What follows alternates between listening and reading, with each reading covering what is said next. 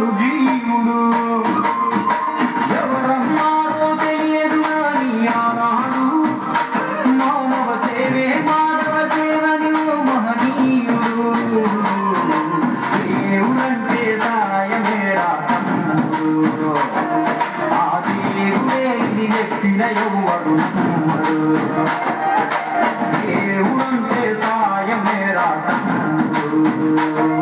ఆ దేవుడే ఇది చెప్పిన ఎవడు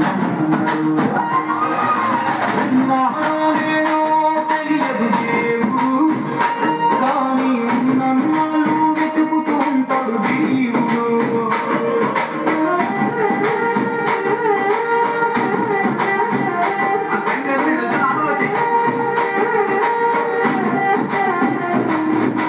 ఆయాలొడిగిన అంగీలాగే రాగుల పిల్లగా నీతో అనుకోకున్నాను ఆయాసమెందుకు ఐసా పైసా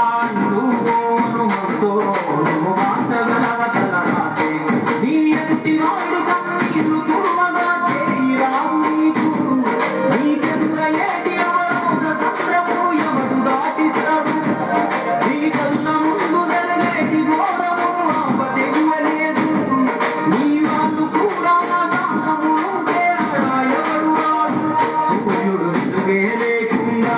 వెలుగుతో సాయం చేస్తాడు చంద్రుడు తిరిగే మడగడుగా చదువను రోజు పంచుతాడు కనుకే వేల ఏళ్ళుగా వాళ్ళ స్థానము గగనతరము పై సాయం అంటే దేవుడే రాజు ఆ దేవుడే దిగి వచ్చిన ఎవడు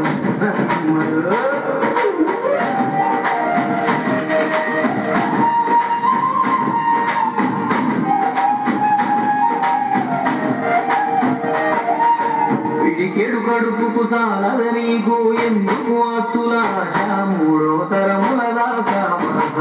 నువ్వు శ్రమించి కట్టిన నీ ఇంట్లో